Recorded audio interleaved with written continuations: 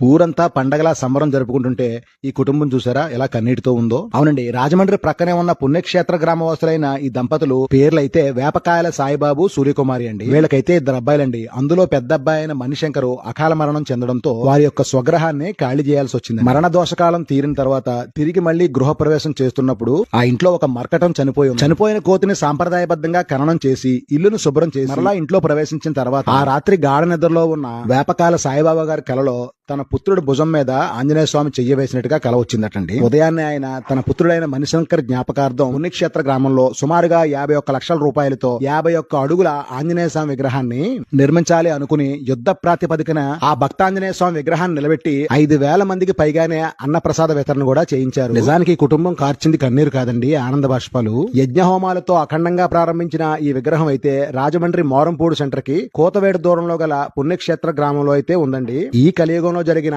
ఈ దైవికమైన విషయాన్ని మీ ఫ్రెండ్స్ కి తెలియజేయాలంటే షేర్ చేయండి, లేకపోతే జై హనుమాన్ అని కామెంట్ అయినా చేయండి.